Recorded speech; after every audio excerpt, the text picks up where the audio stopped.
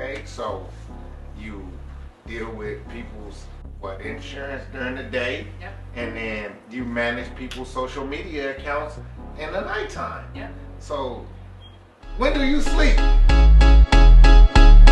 This is Sanaya Benjamin.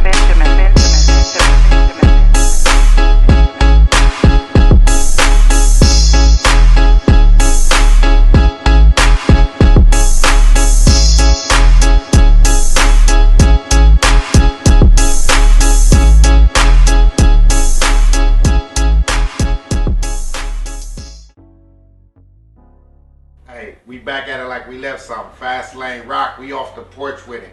And who do we have the pleasure of jumping off the porch with today? My name is Ebony Bankhead. My sister, Ebony Bankhead. So, do me a favor. Tell the people a little bit about yourself. Yeah, so I work a 9 to 5. I'm a licensed insurance agent by day. By night, I am a social media manager for small to large businesses. And that's pretty much what I do in a nutshell. Okay, so you deal with people's insurance during the day, Yep. and then you manage people's social media accounts in the nighttime. Yep. So when do you sleep? It's time management. Okay. It's time management. We get off work, we come home, we make sure the kids are fed, we tend to the husband, and then we clock out of that, clock right back into social media by 8 p.m., 8 to 10, and make sure that I'm focused in and making sure that I'm getting the things that I need to get done for the next day or the week. And usually I'm maybe carving out like 5 hours on a Sunday to make sure that the week's running smooth. And when I'm working at night, I'm just checking on everything that I set up on Sunday. Okay. So, with that being said, what does off the porch mean to you now? You know? Okay, so off the porch with it to me means that you're out here chasing your dreams. It's easy to work a 9 to 5 and clock in for another person's business, but are you really doing what feeds your soul, what you're passionate about, and are you really working to benefit your family or another person's family? Like who at the end of the day is really benefiting here? I mean, you're really covering your needs, but are you able to build a legacy and build wealth? And if the question or the answer to that question is no, then you're not off the porch. Okay. So you're not off the porch with it if you ain't out there chasing that chili that you desire to chase instead of that chili that they desire you to chase. I like that. In a nutshell, I like that. So what's the chili that you chase when you off the porch with it besides your normal 9 to 5? So when you clock out of that one and you clock into your real job, so to speak, because that's what I'm gonna call it, because those are the things that actually inspire you. Yep. How do you jump off the porch with that job or that career or that avenue after you punch out from your 9 to 5? So the way that I veered into that lane was my family. We ourselves are influencers on Instagram, and so I just got really comfortable with shooting content, editing content, seeing it from an idea to recording to editing to making sure that it all comes together. And then after figuring out how we can make our content or monetize our own content, I wanted to be able to do that for businesses. And I felt like there was a big disconnect between businesses and having the right resources to generate revenue and increase their sales. And so I wanted to be able to help businesses do what I've been doing for my family, which is generate revenue and run ads and things like that. So you use the word monetize or monetization. A lot of people may not or may know what it is. Can you give the audience a little bit of insight on that? In my family, we monetize our content by being able to have links that people can click on to buy items that maybe we use in our household, or we've partnered with other brands like Groupon, and we go to different events and different things like that, and then we make videos of our experience, and then we then share a link with our followers for them to click on, and we make a commission. So we're monetizing our experiences with these businesses and with these brands. So what I want to do is help connect influencers like myself with brands so that they can both benefit from the partnership. Yeah, hey, and we all trying to benefit. For real. Gotta find that word. So, hey, I ain't mad at you. So, becoming an influencer and managing other people's accounts, first and foremost, starting off with your own, did you have any kind of fears? Man, all the fears. I mean, I come from a singing background, and I really wanted to sing. I really wanted to be on stage, but I have stage fright. I have trouble getting in front of the camera and speaking in front of large crowds of people. And being on social media, that's exactly what you're doing. You're speaking to the masses. And I mean, just being on camera right now, that's jumping off the porch to me, because there's a little bit of stage fright here, but I have to fight through that because I know that there's a bigger calling on what I'm doing, and I need to be able to spread the word on what I'm doing to be able to help more businesses connect to more people.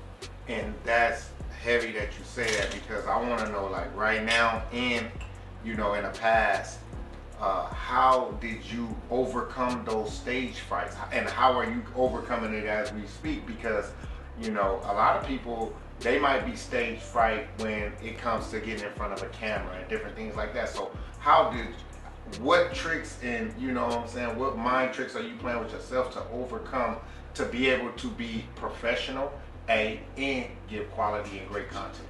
I like that. So I would say that I listened to a lot of like motivational YouTube videos. I mean, there was a year where I was really struggling to show up, and so I was listening to Eric Thomas on my way into work and on my way out of work, and that really helped me kickstart the confidence to be able to do what I'm doing. But honestly, it's my family and my husband that really pushes me. I mean, if I'm not getting out here and getting it, how are we going to eat? And this mortgage is due on the 1st. So there's no excuse but to go out and get it and conquer my fears. Okay. So what advice do you have for someone that may be battling stage fright as well? What would you tell them to do? Would you tell them to go listen to the guy you was listening to? Man, I would definitely listen to Eric Thomas. I would find a few others. There's a few other good ones. TED Talks are good. Those really help me figure out that other people also struggle. And it's good to know that other people also struggle with this. Other people are also human. And it's good to be able to be authentic and just know that everybody else is struggling with something. It doesn't have to be what you're struggling with, but people will resonate with that, and you can eventually overcome what you've got going on if you can just kind of humanize what's going on inside. So you have the social media management company that you're dealing with besides your 9 to 5. We're going to focus in on that social media management company. What are some other endeavors that you plan on doing outside of the social media management company that you've started off, that you've launched it, that you've been successful with? I would say that my other endeavors are philanthropic, so just giving back to the community. So you're going to have to break down philanthropic for me, because Yep. That is not a normal Negro word. Yep, so it's philanthropy, so being able to... That's another non-Negro word. It's a variable of the same word, but being philanthropic means that you're giving your time without expecting anything in return, and just pouring back into your community and finding what the need is and kind of meeting that need.